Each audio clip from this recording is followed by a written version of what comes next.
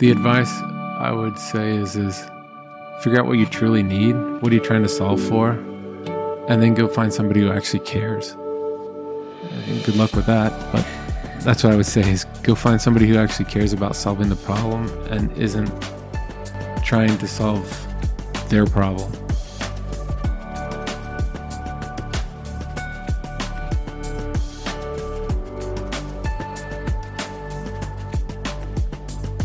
Hello, ladies and gentlemen, and welcome to Grand Slam Journey podcast, where we discuss the Grand Slam journey of our athletic endeavors, life, business, and technology.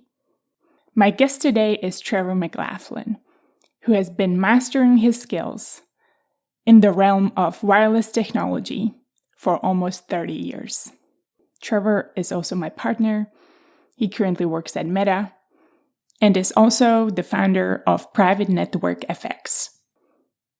When we moved to Austin, he thought he would start a wireless meetup community where he can gather people interested in wireless and discuss and debate ideas, solutions, learnings, and failures to learn from one another and help solve the problems each of us might be facing in the realm of wireless technology.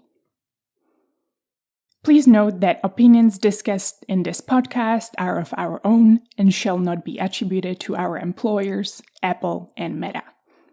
If you enjoyed this conversation, I want to ask you to please share it with someone you believe may enjoy it as well. Consider leaving a review on Apple Podcasts and Spotify, and don't forget to subscribe so you don't miss the next episode.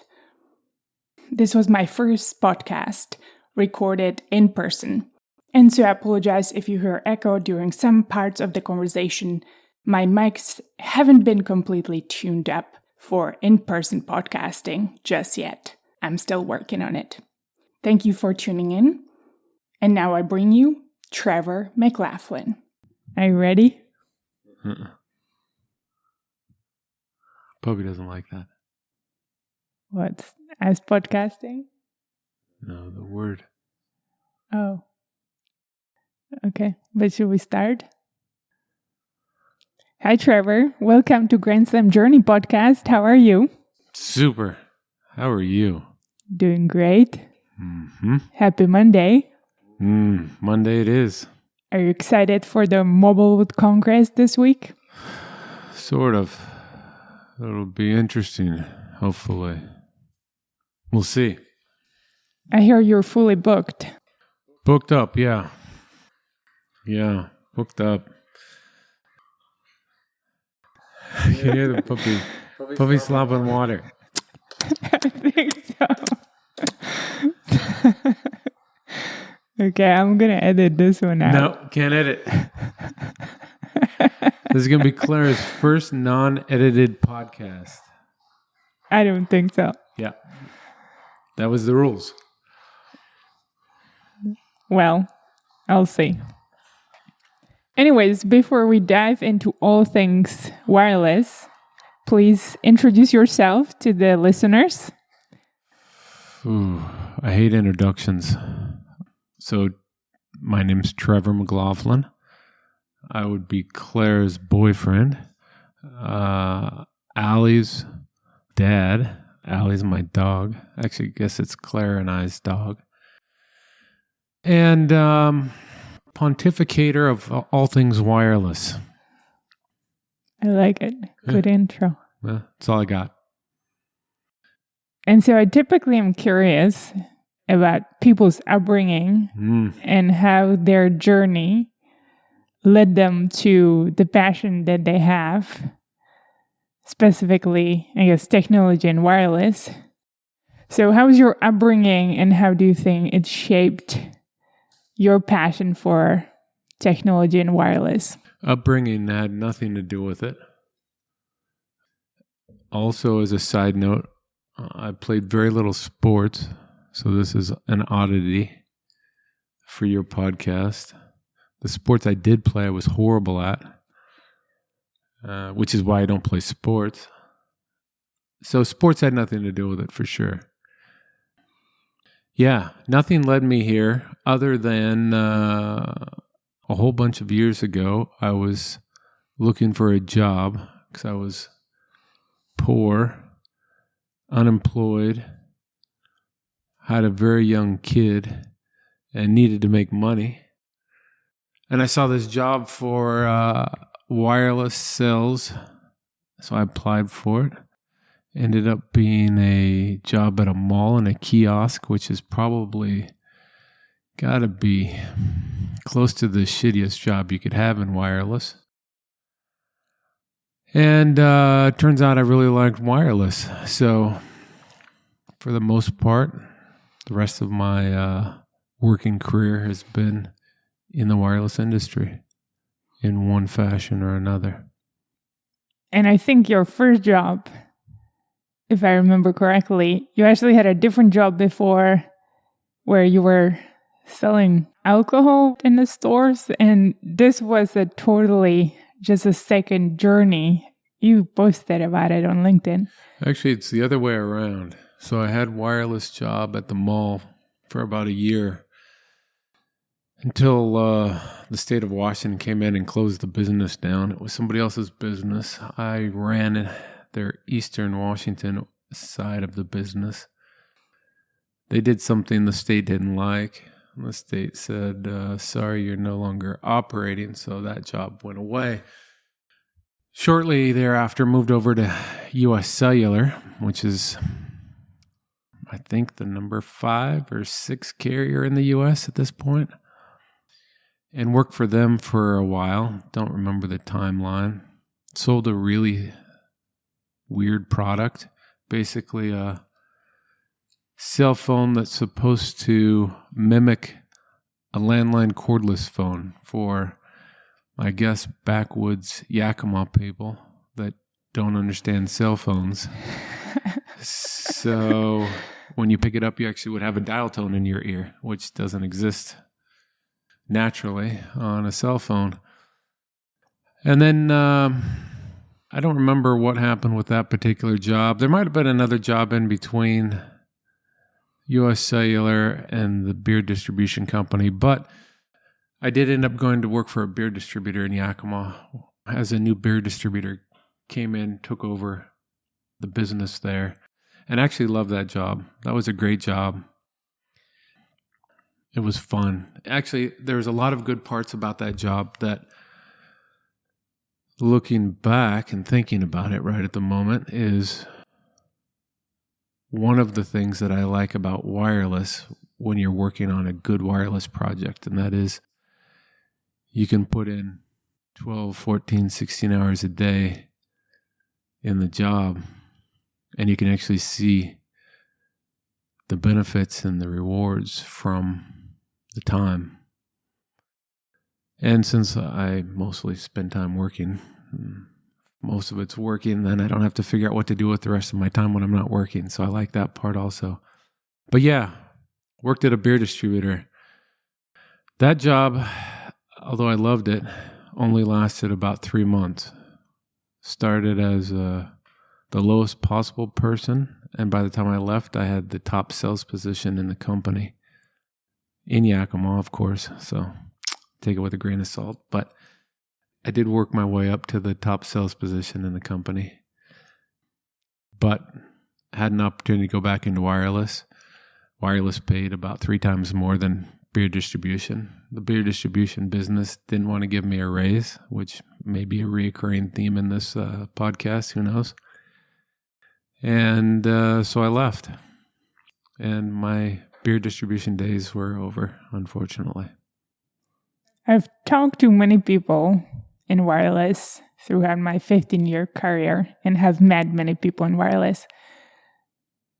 But I have to say, I don't think I had met anyone who's as passionate about the industry as you are, and probably also disciplined in reading all of the news and keeping up with it as you are.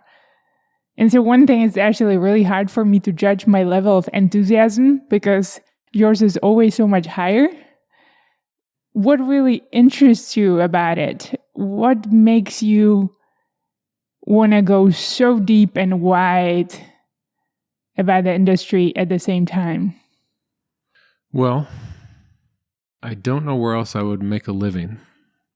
So I have to at least have some kind of knowledge in the industry. I'm going to try to collect a paycheck. I think the biggest driver probably is I like to argue. And the more you know, and the more you remember about what you know, about every possible topic, the more you can argue based on actual information. Now, I also like to argue about made-up information, and I'll engage in that as well. But if you're going to have a serious conversation and a serious argument, having some information at your fingertips is useful. So I think it's more my commitment to arguing with people than it is just keeping up on the industry. Interesting. Yeah. I think it fits my personality. Yeah. What do you like about arguing so much? Because that's another thing. We argue about anything and everything. And sometimes I'm frustrated that I argue the position you argued yesterday and you switch the position the next day, but you really find it so fun and entertaining. What do you enjoy about it, and do you know how this argumentative nature came about? Have you always had that passion ever since you were a kid? No. You know, if I was going to psychoanalyze myself, I would say that as a very young child, I had thoughts and ideas that seemed to disagree with my immediate surroundings. But I was actually a good kid. I listened, didn't complain a lot, did what I was told. Until I was about 8 or 9, somewhere around there, I sort of went off the rails. But until then, I was actually a pretty decent kid. And then I think it took probably another 10 or 15 years to really get into the groove of argument and disagreement with people. But I think it's probably the zeros and ones. When I was a kid, I was 0. And once I figured out that I didn't have to be a 0, and I didn't have to worry about approval or maybe even acceptance by anybody else, then I could be a 1. And the 1 in this case is argumentative and disagreeable. Yes, you are disagreeable. Yeah. We often agree to disagree. No, you might agree to disagree. You just disagree? I just disagree. Okay. And a couple more things to touch on regarding your character and personality is consistency and discipline that you put into things. And you do it at work, but also with, for example, workout, which you said you hate working out. I do. But you work out still every day because you know it's good for you. But there's many people that I know that still know it's good for them, but they just don't work out. So looking back, where do you think your consistency and discipline comes from? Because again, even going my childhood, I feel like that's something that my athletic journey shaped a lot. And I would think yours is just another level than mine. Well, I don't know if I see it quite the same as you, so I don't know that I'm as disciplined, or I don't view myself probably as disciplined as maybe you view me.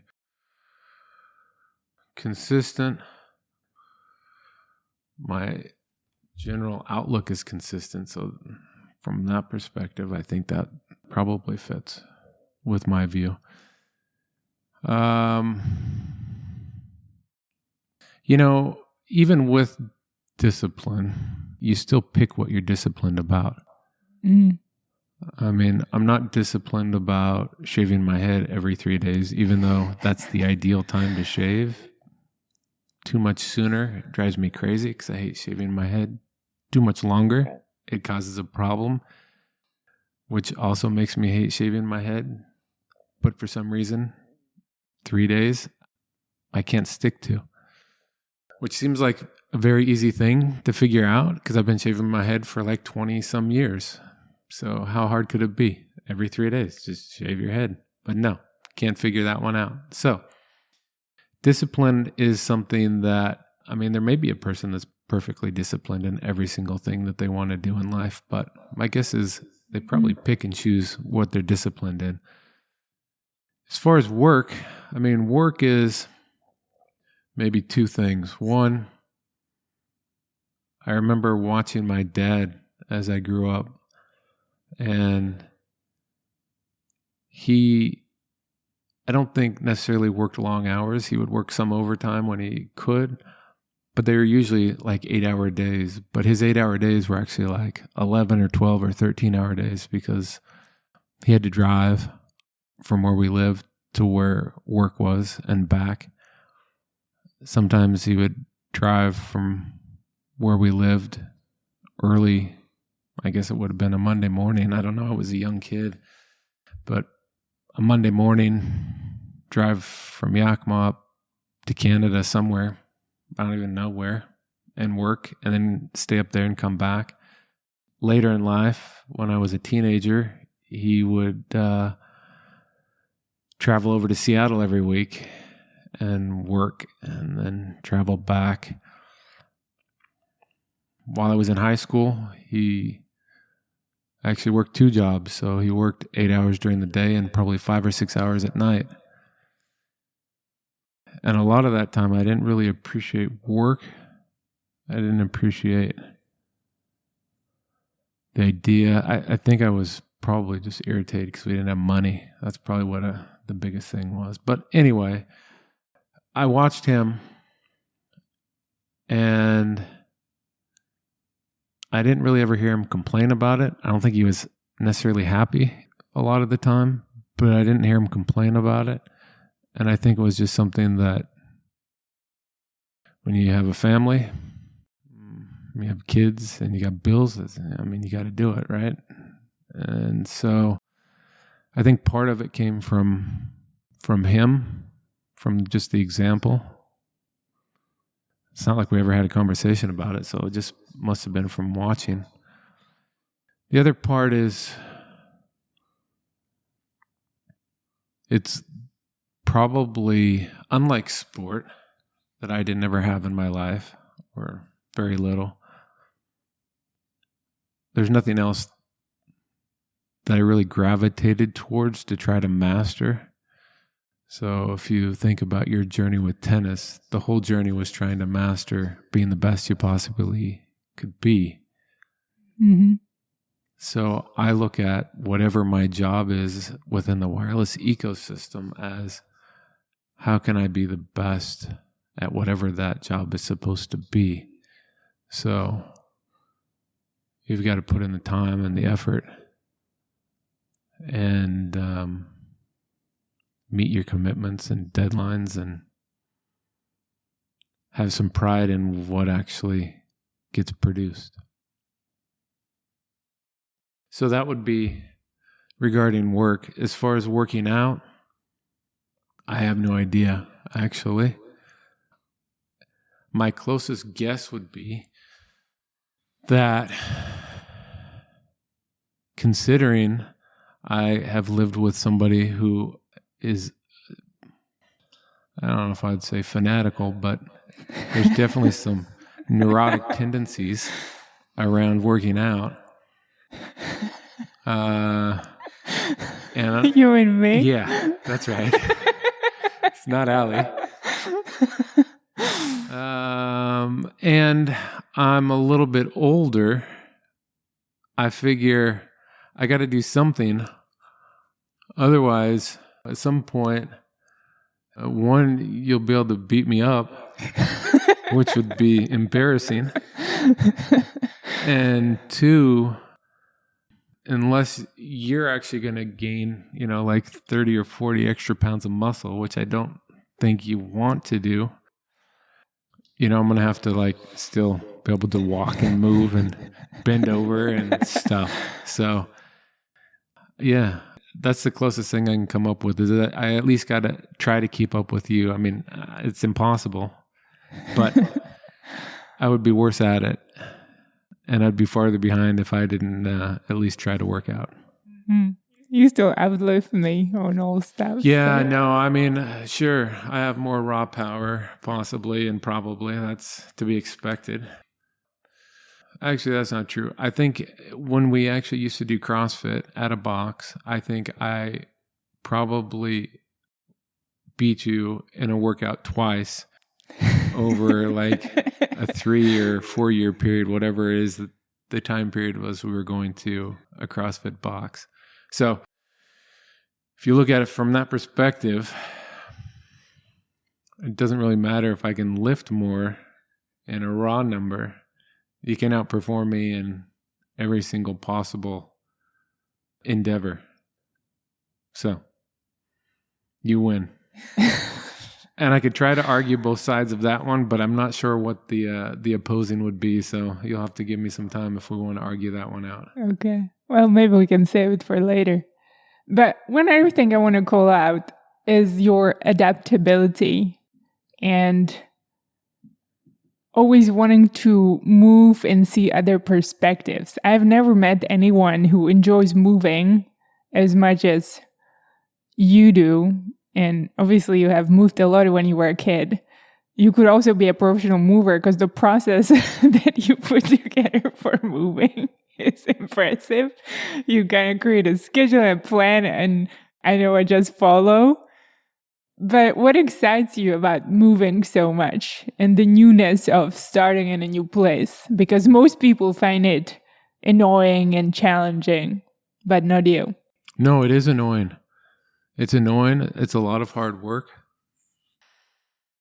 I don't like spending money on moving, which makes it even harder work. I like putting stuff off as long as possible, but still making the date of when you have to move, which can be a little bit stress-inducing. But with all of that being said, I hate being in the same spot. I don't like the fact that everything looks the same. I don't like the fact that you see the same people. I just don't like sitting in the same spot. Again, if I was to psychoanalyze myself, this probably goes back to I moved a lot when I was a kid. Although I hated it even worse, I think, back then. But yeah, I never got comfortable really in a spot. Actually, it's not that I didn't get comfortable. I just never felt. It's just a place, right? So people that have a home that they grew up in their whole life, and then they go back on holidays and their parents live there for 83 years. And they have all these fond memories of a home. It just doesn't exist. So it's just a place to stay cool when you live in Austin in the summer, or stay warm when you're in New Jersey in the winter, or stay dry when you're in a rainy area. It's just a place to live. I don't get attached to the place. Don't get attached to the people. So why not? Why not go places that you haven't been? See what you haven't seen. I don't know. No good answers. Well, it's fun once we go through the pain of moving. But then starting over is always fun, and we find new people, new things to do. And it just seems like a fun new process and routine that we can create. One of the benefits is if you do it right, you don't collect crap. So it helps you get rid of useless stuff. Yeah. So for a person who has an undiagnosed case of OCD, less stuff that is useless is better. So if you've got to pack it and move it and then unpack it and figure out where it's going to go, It helps get rid of stuff that's probably just time to let it go. It's time to go find a new home. Yeah. I feel like we've adjusted finding the pieces of furniture or things that we really care about and move with us. But we don't go overboard with buying things that we don't really need. So it's a good practice. Yeah. Okay, other than my closet and shoes. All right, let's turn to wireless then. Mm-hmm. And your career in wireless. How many years in wireless have you been in the industry? Great question. I would guess I started in wireless in 92 or 93. Probably 93. I don't know, though, for sure. Oh. 92, 93, or 94. Guaranteed. Somewhere in that window. So almost 30 years, really. Yeah, okay. Long time. If you look back, what would be one or two of the most fun jobs you've had and why? Probably the highlight would be an 18-month stint that I did at T-Mobile. We were in the process of deploying GPRS. It was going to be the first nationwide packet-based data network in the U.S., maybe the world. And the plan was to launch the U.S. all at one time. And so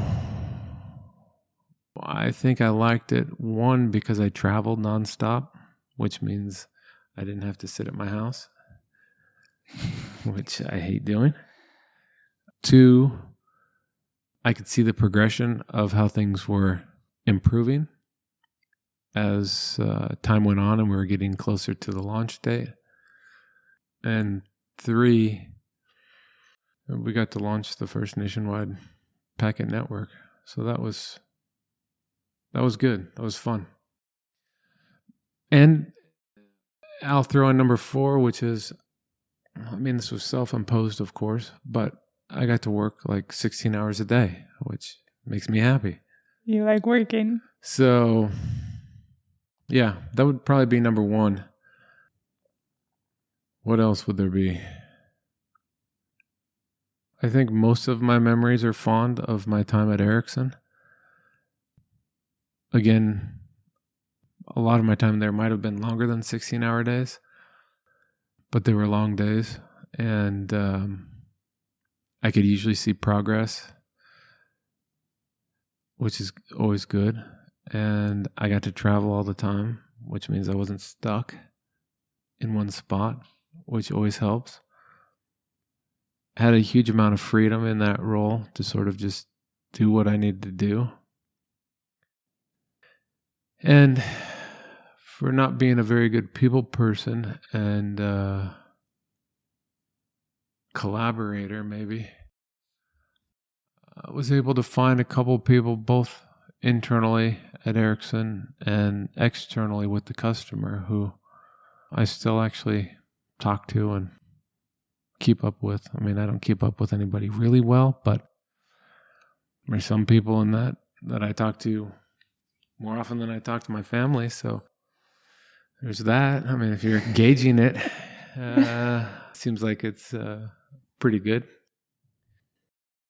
I think those would probably be the top 2. If I had to pick a third outside thing, I don't know that it was the job per se, but I had some time at Samsung where I was cleaning up a mess for somebody. So I got to travel back and forth. Again, travel, if you guys haven't figured out by now, that's a key theme. Travel back and forth between, where did we live? Southern California and Kansas City. And the work itself sucked. Long hours, so that fits the MO as well. The work truly did suck, though, because it was just, I didn't know what I was doing. I did, but I didn't. So I don't like that. I don't like not knowing what I'm doing or how to fix a problem. But it was fun from a perspective of working with a completely different group of people and a culture that I wasn't used to.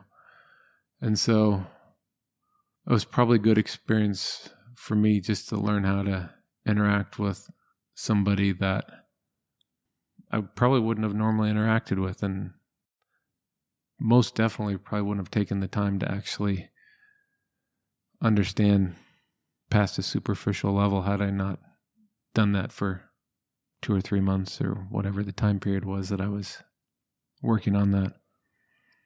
I feel like I really enjoyed the South Korean culture, though, or learning about it.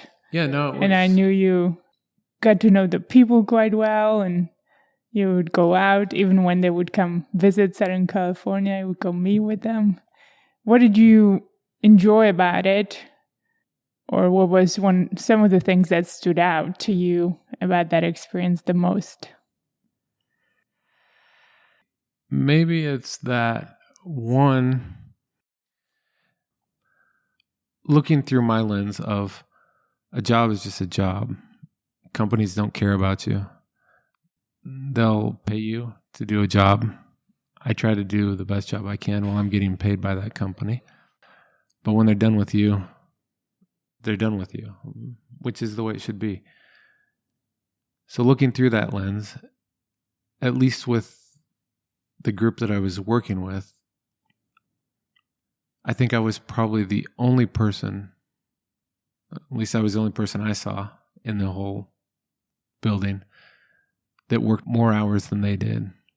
And they have a specific hierarchy as far as when people are supposed to come in, when people are supposed to leave. And I didn't do it so that I would win or be there longer. I just did it because I had my 4.5 days worth of time there. I had certain stuff I was trying to get done. It took a certain amount of time to do, and so you just put the time in. So they at least appreciated it. Again, taking it through the lens of it's just a company, but it was definitely a different level of appreciation than I think probably most other jobs where I've worked just as much. And the other thing, I think just that we work so much together, I sort of just had to learn and understand how they worked because, I don't know if you know this about me or not, but I think things should work a certain way. And when they don't, I get a little grumpy sometimes about the situation. And I think what I saw in working with them is maybe that even though things didn't work the way that I wanted them to, and I didn't appreciate the fact that they didn't work the way that I wanted to,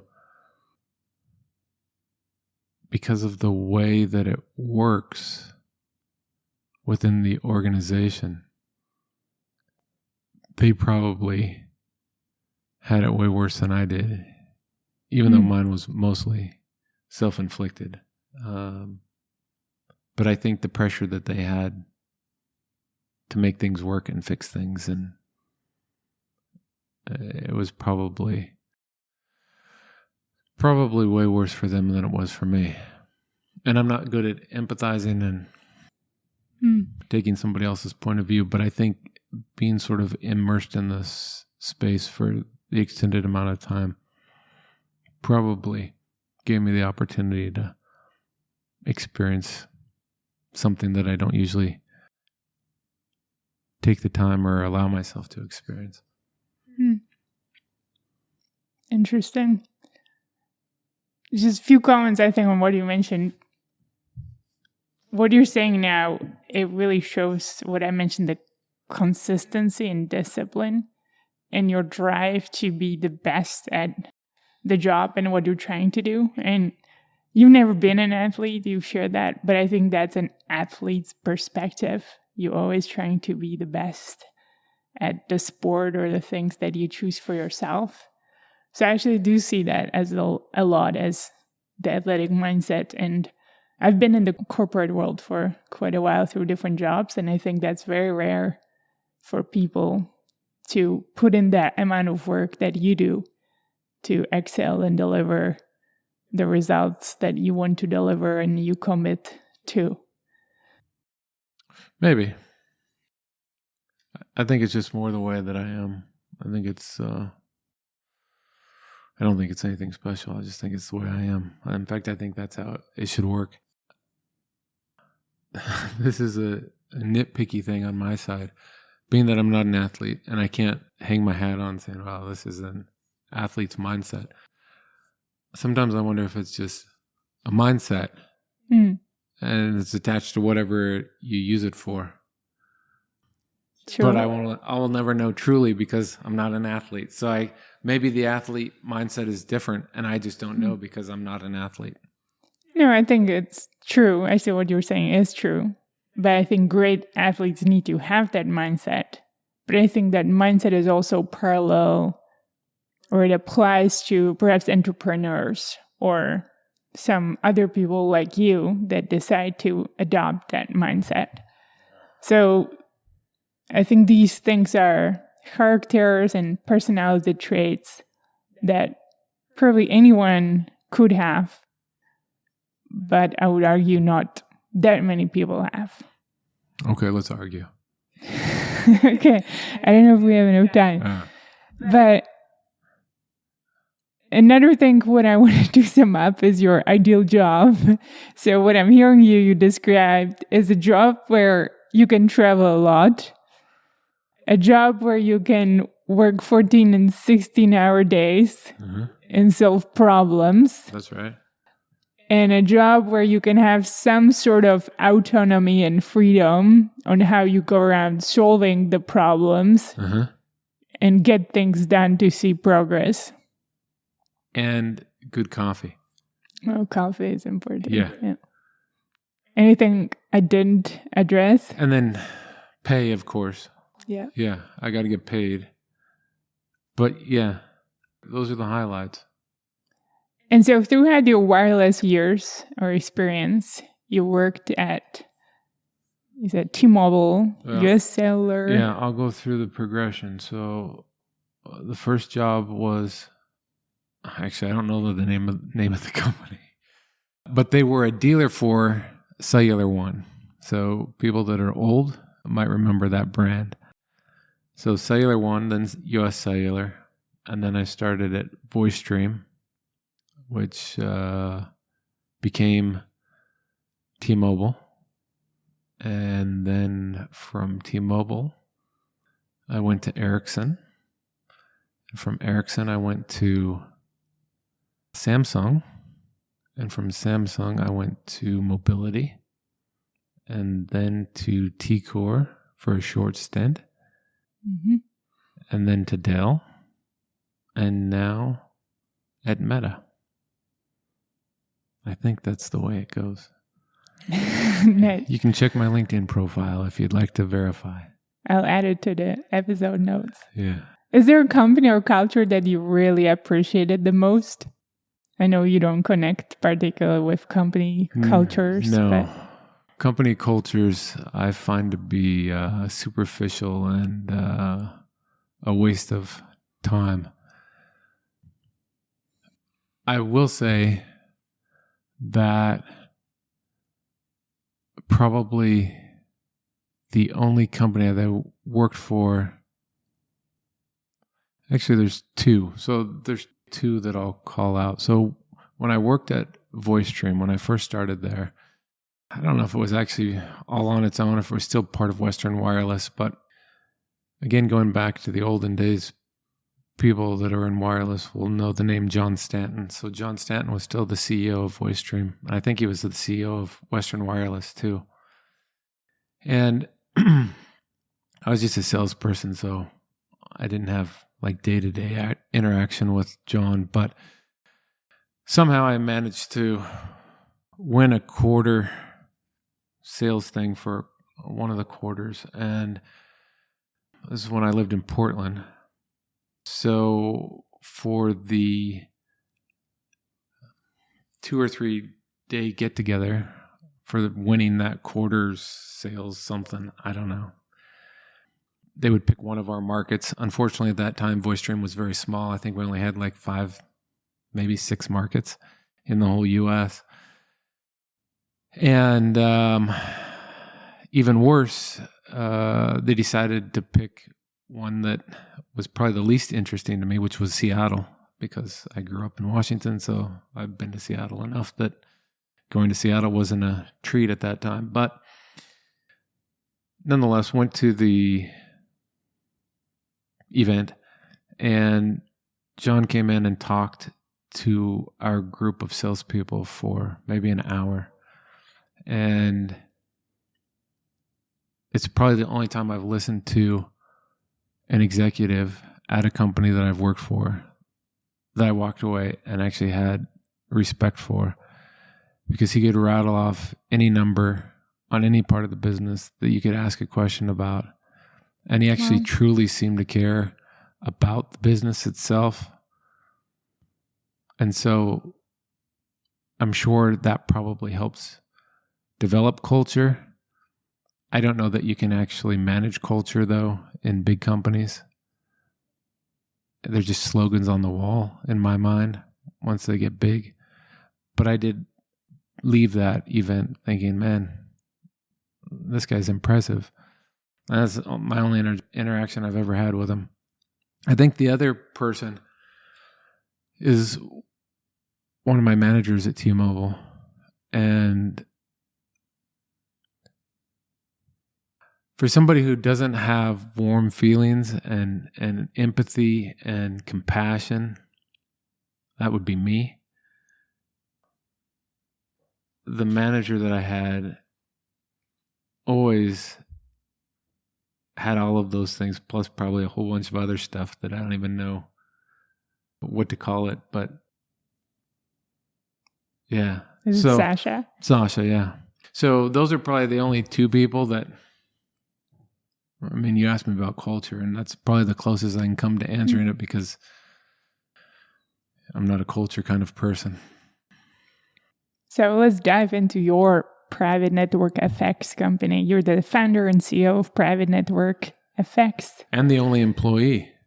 Congratulations. The founder, the founding employee number 1, the CEO. I can give myself whatever title on top of that I want. It's the great thing about starting a company. You are whatever you want to be. Yeah. Yeah. And the same for the Grand Slam Journey podcast. That's right. So what made you start it? What made you be so passionate about it? Well, I've been in the in-building enterprise wireless portion of the ecosystem for, let's say 7 or 8 years, although now that you've told me I've been in wireless for 30 years, I don't know if I have my numbers right, but let's just say 7 or 8 years. And when I first got into that space, it was with mobility. Never done anything in that space before. Didn't understand the space. And what I learned is it is a huge waste of time and money and resources, and it's just very inefficient. So, being the person that I am, I started thinking way back then, why don't we do something different? Why don't we do something better? Why don't we do something more efficient? And so that would probably be the starting point of why I'm doing what I'm doing now. It does make sense, because I remember you coming back home and you were so frustrated that it was so complex and difficult, and start brainstorming on how to make things easier and cheaper and more efficient and cost effective for enterprises. Yeah. That's right. I mean, there's different segments of the market. If you're looking at a stadium, what we were doing probably is about as good as you're going to get efficiency-wise, because there's the stadium management, there's the company building the network. There's the carriers. All of that builds in time, costs, and inefficiencies. You can't fix all of those problems. But if you look at a segment like an office, so you're building I don't remember what size they were, but 60, 70, 80-story building in downtown New York. Man, the wasted time and money and effort that goes into providing the service that you get at the end. I mean, it's great that you have the service at the end of the day, but you can build it for at least 50% less, and you could build it probably with 25% of the time. And the end result would everybody would be just as happy with the quicker, simpler, cheaper solution than they are with the more expensive, time-consuming, inconvenient solution. So, yeah, when you're looking at the market, I mean, of course, it's got to fit the need, but yeah, the lack of innovation, the lack of thought, the lack of consistent effort that you have to put in to change the minds of decision makers.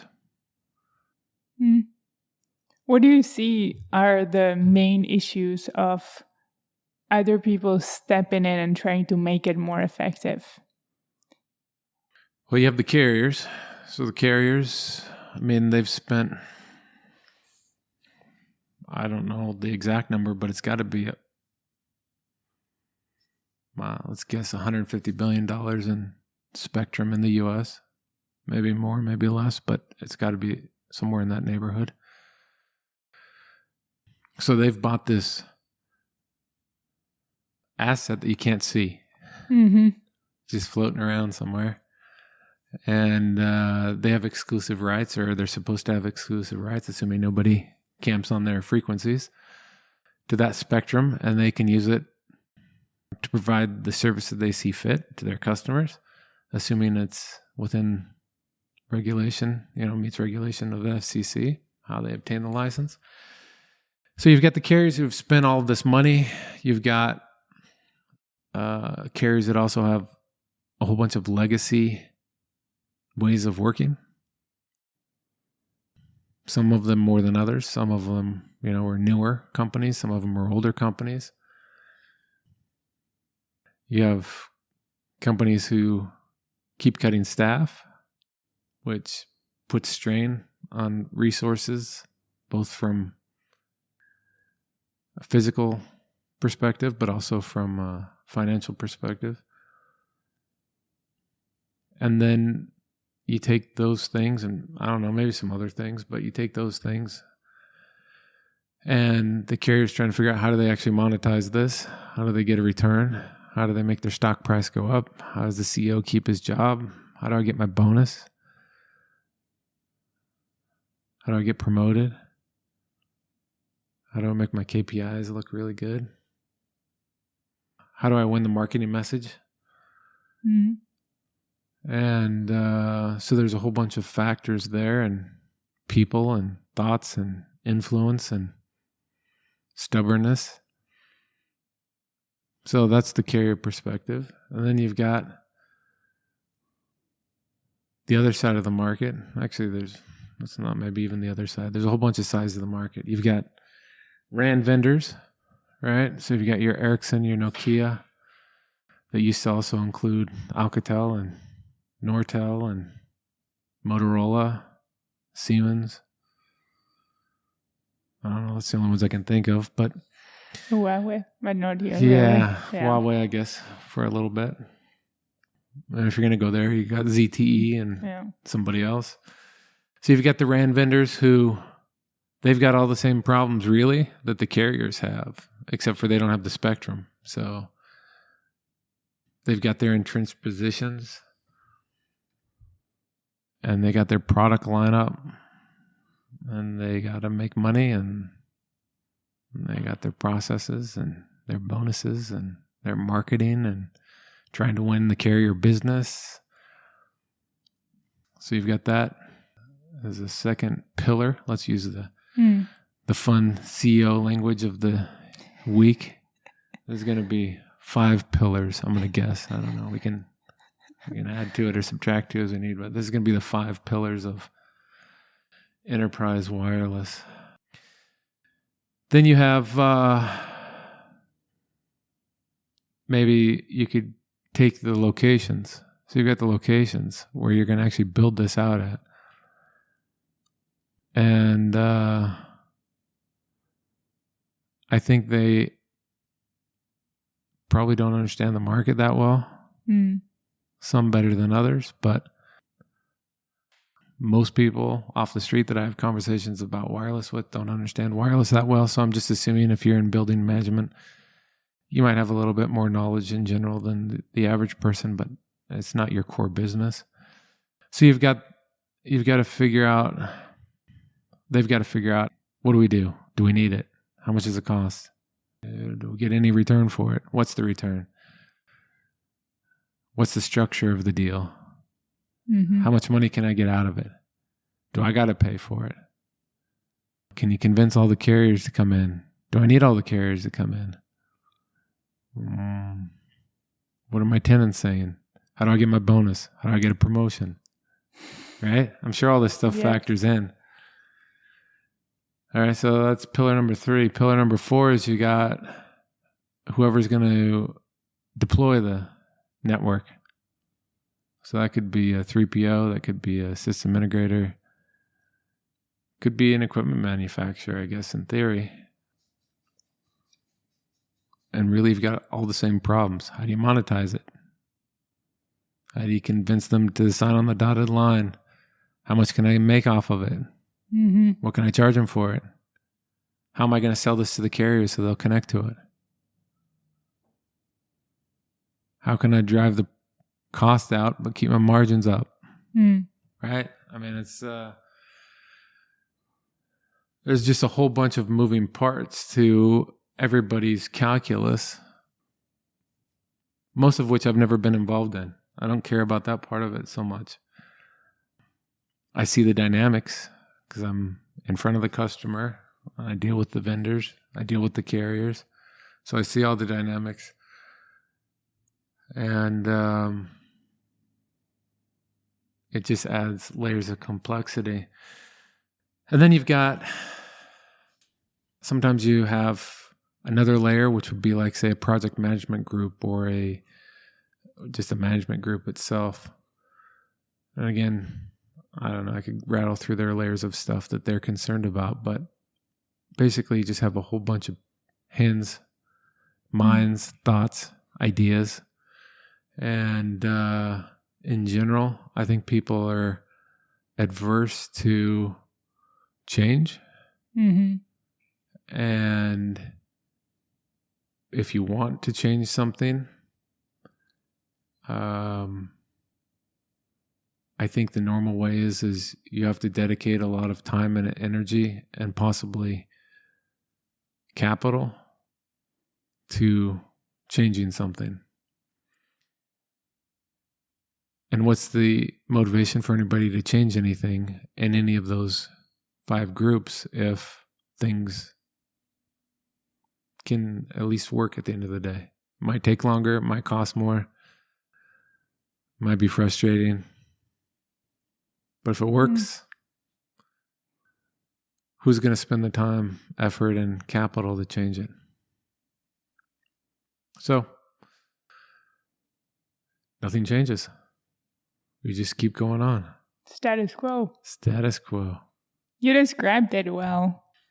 I think also one thing I've observed I would add, you touched on it, but for people to be aware, even the RAN vendors or equipment vendors, they're typically tied to at least the big carriers. And so just by that default, the business model, because the carriers are the biggest customer, they'll always lean towards supporting whatever the carrier position is, because that's pretty much where they get the vast majority of their revenue from, right? So I think you described all of the roles of or pillars, I guess, what you call them. Yeah, that's right. really. That's what a CEO would say. Really accurately. So where do we go from there? How do you make it simpler? And why are you still so passionate about it? Because these companies that you had mentioned are really powerful. They're kind of established business cycle. What makes you so passionate about it and believing that there is a way easier way to get this done and to deploy it? Well, let's start off with, I sort of started to do this a year or two ago, and then I gave up. And who knows, maybe I'll give up again. It's hard to say. I mean, your two options are give up or don't. We'll see where this comes out over time. So, how do you change things? Well, if I was truly like a good business person, I'd probably approach it differently than I do. But since I'm not, I don't know how you would approach it exactly that way. The way I approach it is I like to just irritate people. And I like to sort of point my finger and like tap them on the chest and be like, this is stupid. And I'll just keep calling things out publicly when I have the chance, privately when I have the chance. And then behind the scenes, work on what I think is a solution. And even at that, my thought process has changed over the last 18 months of what I think a solution is. So I have nothing to lose. People don't want to buy what I'm selling. In fact, actually, I'm not selling anything right now, so they can't buy what I'm selling. But if I get to where I have a product and they don't want to buy what I'm selling, I don't really give a shit. If they do, great. But I don't really care either. I mean, the great thing is I don't actually care per se about making money off the solution. Success, from my perspective, for my company would be if it gets implemented. It's not if I make money off of it. So, the approach I'm taking right now, I actually don't see a way to monetize. Going back to pillars, the key pillar of what I think is missing to simplify. But man, for the rest of time, well, I mean, things could change, so let's not say the rest of time, but let's just say for the next 10 years, whoever has to deploy these things and whoever has to sell these things and whoever has to buy these things because they want coverage and capacity and service, they want their phone to work, right? For people who want their phone to work, if I can actually succeed, then it will allow all of those different people to just have such a better quality of life when they're building, deploying, selling, purchasing. And they won't be overdoing for what the actual need is. So if you put yourself in the shoes of enterprise, or maybe any enterprises listening, they're thinking about deploying networks and recognize that they need coverage and capacity and ability to make calls natively and simply without over-the-top solutions and have a good customer experience. How would you guide them to think through what they need to deploy and even sort through kind of the mess of the pillars and kind of the different messages that are going on in the market? Yeah, I mean, right now, there's a few solutions out there that offer something different than than what existed a year or two ago. But it's still not an easy conversation. There is no silver bullet at this point. So there's nothing I could actually tell them right now if they were listening. I mean, the advice I would say is figure out what you truly need. What are you trying to solve for? And then go find somebody who actually cares. And good luck with that. But that's what I would say is go find somebody who actually cares about solving the problem and isn't trying to solve their problem. Yeah. And each venue is different, right? I mean, there's a lot of the same in each venue, but each enterprise is different. So, what one needs may not fit the other, which is the great thing about it. There's different solutions. Like I said, you take a massive stadium, the new stadiums in LA or Las Vegas, man, you need a DAS there that has everything sub 6 that it could possibly handle. You need Wi-Fi built into the stadium, and then you probably still need millimeter wave installed in high traffic areas. So, I mean, that thing's going to be built out like crazy. And you probably are using CBRS for some back of house stuff. NFL's using it for coach to coach, or I don't know, for something. But the NFL's using CBRS. So, I mean, you literally would have everything in that location. But then you could go down to a 20,000 square foot warehouse that employs 6 people, and they just need their phones to work. They can't look something up on their phone if they need to, or they can't receive a call without walking outside. So it's a different application. And it's a different process. And I think the original advice stands. Find somebody who actually cares about helping you solve the problem that you actually have, not solving their problem. What are the questions you would suggest them to ask? There's too many to... I mean, we'd be talking about this forever, and I don't have a list. This is more of an impromptu thing that when I'm actually talking to somebody, I can go through. But just understanding what their business is. You just got to understand what their business is and what they're trying to accomplish. Yeah. And try to look at it sort of as a today need, and then how they may grow into it even if they don't know. Not that you have to sell extra shit for the stuff that they may grow into, just so that you're aware, so that you understand you can build it properly. You can build a scaled down version that fits today, but allows for growth. But yeah, I'd say ask them for a reference of 5 people that they've done this at, but I don't know. I'm not sure that I trust references all that much. You use Google. You'll Google a restaurant or Yelp a restaurant. I'm not sure that those ratings are accurate. So I'm not sure the referrals are going to be accurate. I don't know. I don't know how you figure it out, really, if you're an enterprise. It's a bummer if you're an enterprise.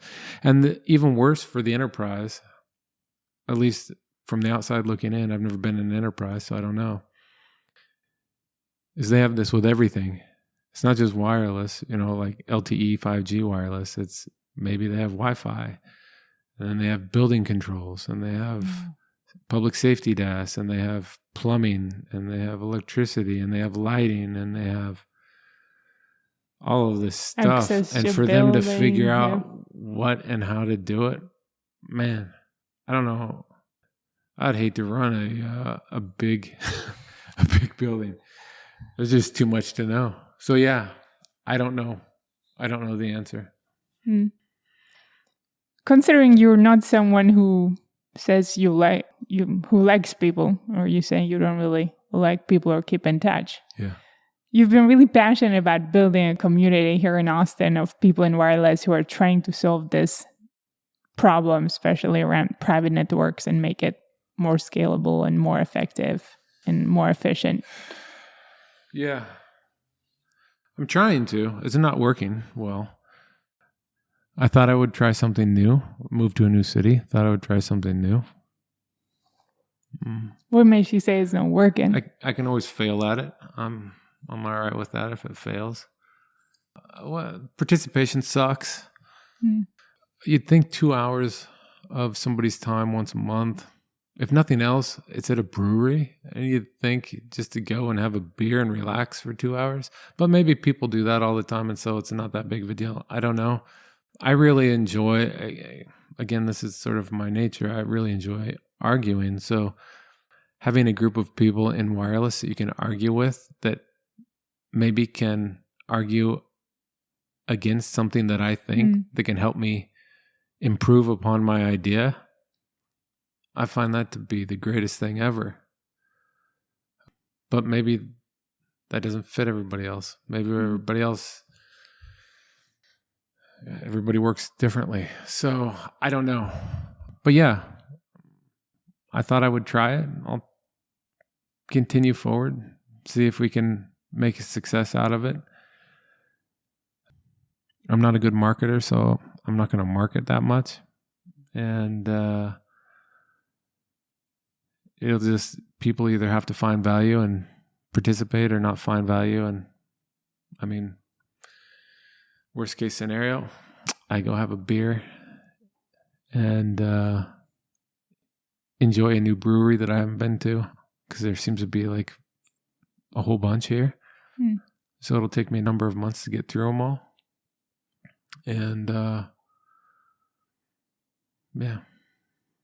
So maybe for anyone listening who is in the wireless industry, or specifically in Austin, or knows someone's in Austin in wireless, or perhaps even enterprise that are thinking about deploying some sort of private network and how to go about it, what would you want them to know about the event, how to find it, and kind of the purpose of it? Yeah. Well, I would tell you the name, but I don't remember because I just changed the name because I had a request. Then my name wasn't catchy enough, so I renamed it. I don't remember exactly what I renamed it to, but if you go to my LinkedIn profile, you can message me and I'll find it and send you a link. So that's how you would find it. Or maybe you're really good at LinkedIn and you can just find it somehow. Yeah, I mean, really, the event is for anybody who has any interest in wireless whatsoever. If you're in the private wireless space, the enterprise wireless space, even better, but there's no requirements as far as what your interest level is. So you could be a vendor, you could be a SI, you could be a 3PO, you could be me, which has no product and a company. You could be an enterprise that wants to come and talk. You could be press. We have somebody from the press that comes. So you could be anybody. And it's really just if you find wireless interesting, or you want to learn about it, or you want to argue. If you want to argue, man, come find me. Just tell me if I haven't met you before that you like to argue as well, or you don't like to argue, but you are going to argue with me anyway. And we'll have a good time.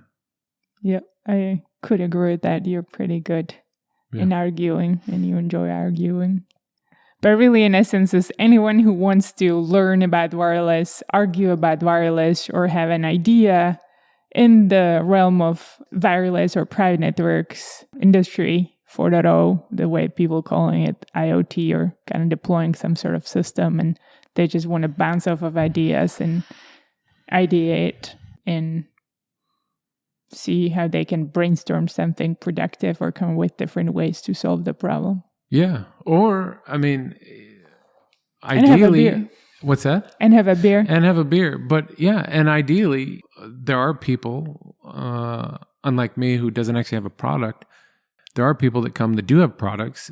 Ideally, those people will actually have successes, and then they can share their story of success too. I mean, that's always great to share something, because you can learn something from that too. Like maybe you learn something new when they talk about their deployment or their success or whatever it was that they did that you didn't realize existed or you didn't think about or whatever. I mean, or it could even be a failure where you tried to do something and it didn't work. There's just so much good information that comes out of having these one-on-one conversations, assuming you actually are interested in it. If you're not interested, then it's probably not that fun. But if you're interested in the space, want to learn about the space, there's always something to learn. Yeah. And that's actually going back to World Congress where we started. That's what you enjoy about the conferences the most, like these one-on-one conversations and learning the reality from the people when you talk to them one-on-one. Yeah. I mean, it's where you can get the biggest group of people together. And then hopefully you find the right people. That's a crapshoot, but hopefully you find the right people where you can have engaging conversations and you can learn something. The conference itself, who cares really? You know, since we brought this back up again, the conferences are a big commercial. And I'm all about promoting your business, but man, it sure would be nice to have some of these conferences where people talk about like real stuff as opposed to the bullshit that goes on stage. So if somebody at any event happens to be listening, book people who actually want to talk about hard subjects instead of promoting half-baked ideas and 6G. Well, you're not for the future of people walking around with the AR, VR glasses on the street. I'm indifferent. I mean, I find it ridiculous, but it's fine. And you can talk about it, but tell me how you're making it work. I don't care about what you're putting together. I mean, we still haven't even got 5G put together yet completely. So academics need to be talking about 6G and they need to be putting together standards for it. But to go promote 6G when we can't even finish 5G seems stupid. And to promote any use case around it is even stupider, considering how bad we've done with 5G use cases. So if you think you're going to figure out what the 6G killer use case is right now and talk about it on stage as a commercial for your company, I just find it very boring. Maybe it's because the 5G hype is kind of wearing off and people aren't getting excited about hearing the story about 5Gs and use cases, so they're trying to one-up them. So it's the overachievers to come with new marketing hype, which is the 6G. Yeah, no, it's totally about the hype, but that's my point exactly is if you did a little bit less hype and you actually talked about something real, maybe you'd be excited about today instead of waiting for what's coming like 5 years from now, that you're going to be in the same predicament as you are today, because by the time that comes out, you'll be talking about 7G already, and you won't have launched anything meaningful with 6G or found a use case for it. So figure out what you can do now. Let's talk about that. If there's problems, let's talk about those problems. Figure out how we can actually collaborate throughout the ecosystem. I don't know. It's just, the whole thing is ridiculous. It seems to be actually quite related to, I feel, the society push of always just worrying about the next thing, but not the presence, and trying to make things go faster and better and quicker. So we're just deciding to jump into the next thing, and because that's what we think the future is always brighter than what we have now or what we can do now. Yeah. You know, I looked through all the different tracks for MWC. I can't recall a single one of them actually right at the moment. I know there's something about private networks. I know there's something about 6G, probably AR, VR. My guess is there's something, I don't know what the title would be, but something either ESG or how are we going to reduce power consumption. I'm sure there's something along those lines, which great. If you can reduce power consumption, jump at it. But really, a couple of things, just, you know, from my point of view. To reduce power consumption, you have to sell all new stuff, which means you're scrapping stuff that works, which seems somewhat paradoxical to me. You're also, in theory, hopefully building maybe a higher bandwidth product, or I don't know, hopefully there's something besides just lower power that you're putting in this product that people are spending their money on. And by people, usually the carriers. But for the carriers to be successful, after they buy that, they've got to sell more crap that people probably don't need, which then, are we really saving energy on anything at that point? I mean, I feel like we're just going in this circle with so many things, as opposed to, let's just solve what's sitting in front of us, or let's think about this logically in first principles of, let's just do the basics. And you get the basics done. There's a football analogy here. And if I was a football person, I could explain this a lot better, but I'm not. But it's something about blocking and tackling, guaranteed. So somebody can respond to this in wherever, if you have comments somewhere. But I swear it's the basics of blocking and tackling in football. We're so focused on what's down the road or that we don't have, that we can't even focus on what should we do? Like, what's a good solution that we could just implement right now? Yeah. How do we simplify what we can do right now? How do we, I mean, if we want to use less energy, less resources, less components, less driving to sites, less install time, less materials, that saves energy. I mean, why don't we focus on that first? I mean, there's just so many things that we could do that we're too busy looking off to the future. And it sounds too logical, maybe. And future's good. Don't get me wrong. You got to look at the future, but man, there's a lot of stuff you could do in the present if you wanted to. Yeah. We're starting to run out of time. So last few questions. 6. That wasn't a question. Okay. Actually, before we go to last few questions, anything else on the wireless topic and private networks you want to get out to the world and cover? No, huh? Okay. We can have maybe another conversation Sure. in a few months' time to see what you discovered in Mobile Wood Congress. See if I still don't have a product that I can't sell for Well, $0. You're making progress. No, I am. I'm making fun of myself. I'm having fun with myself. That's all. All right. Fast round. What was the most fun place you lived in? Man, this isn't fast at all. When I was, how old was I? 8, 7, 9?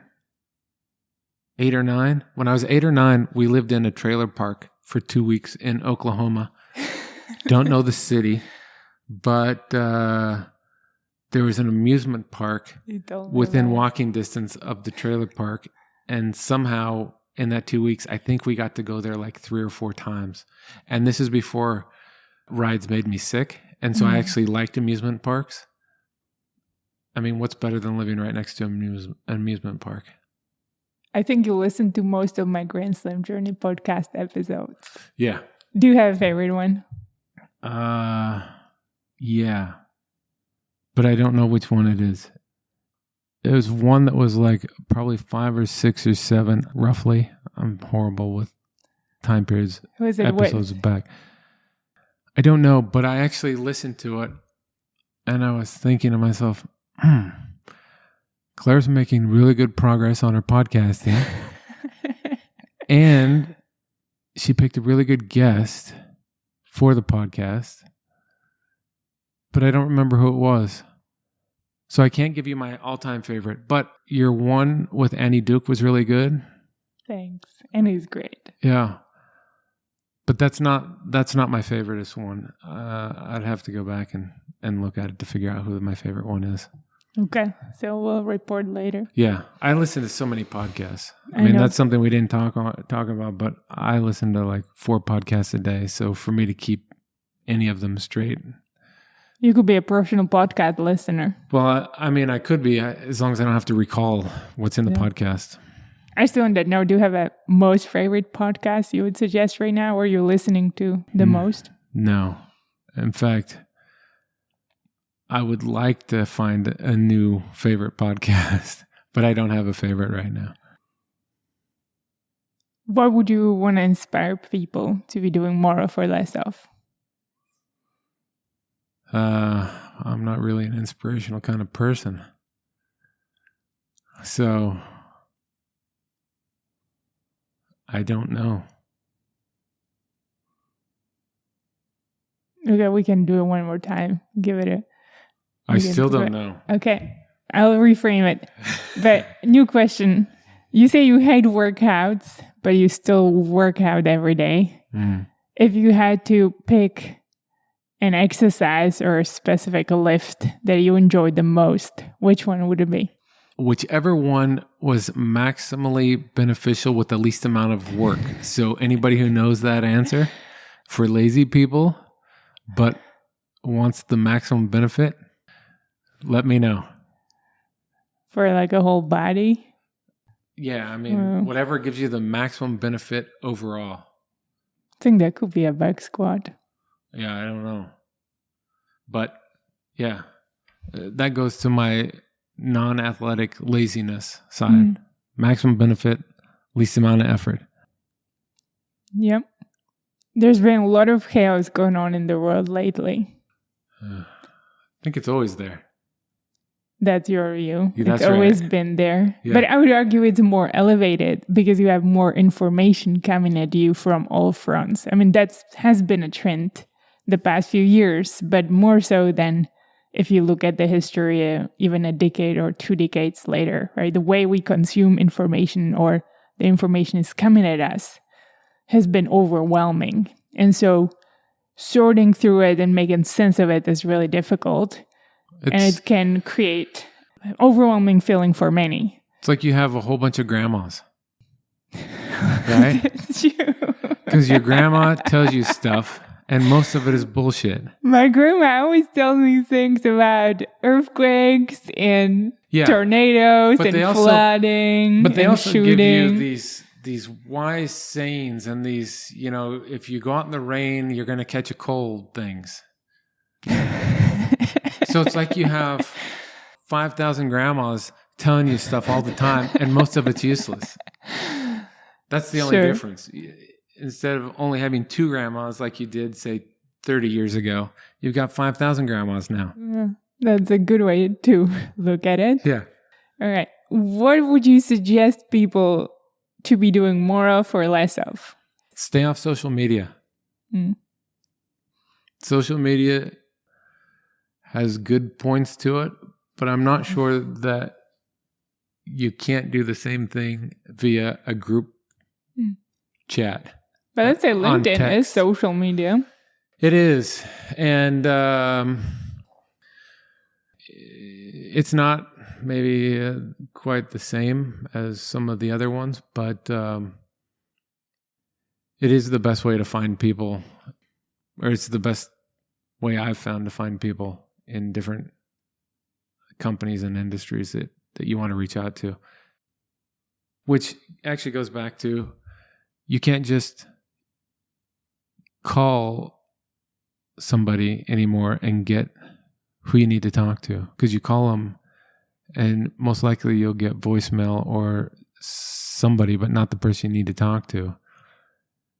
And then trying to get somebody to call you back is almost impossible. I don't know if that's how it always used to be. I don't feel like it did, but maybe it did, and I just don't remember. So it's usually easier to get to them via LinkedIn. But in general, social media, I think there's more negatives than there are positives. And if you just want to keep up with your family, start a group text message chain. I mean, it'll do the same thing. In fact, we're on a podcast, but podcasts can actually seem to have started to go down the same route. Everybody has a podcast geared towards a particular slant, and it just goes down a rabbit hole. There's so many podcasts now, including mine, I guess. Yeah. You can get good information out of it. And my theory is on podcasts is if I can get 30 seconds of good information out of 2 hours, that was a good podcast. That's all I need to make it good. But there's a lot I listen to that there aren't 30 seconds of good information in there. So it's a bummer. But yeah, stay off social media. Heard it here first. So now that you said 30 seconds of information, what would this 30 seconds of information condense to if you wanted to someone who's listening to this take away? Yeah. If you're looking for wireless, find somebody who actually cares about solving your problem, not solving their problem. And the second part, which I don't know that'll get me to 30 seconds, so I'm giving a little bit of filler here, is stay off social media. I like it. All right. Thank you, Trevor, for joining the podcast. How did you enjoy it? Oh, it was incredible. I'll do it again. I think I was probably the most entertaining person I've heard on your podcast so far. Great. Yeah. We'll do it again. Sure. How should people find you? They should just call me. Should I add your cell phone number to the episode notes? Yeah, why not? I mean, if you want to talk, I'm actually pretty open to talking to people. So if they want to call me, just call me. Okay. Yeah. Sounds good. If you enjoyed this episode, I want to ask you to please do 2 things that would help me greatly. 1, please consider leaving a review on Apple Podcasts, Spotify, or any other podcasting platform that you use to listen to this episode. 2, please share this podcast with a friend who you believe might enjoy it as well. It is a great way to remind someone you care about them by sharing a conversation they might be interested in. Thank you for listening.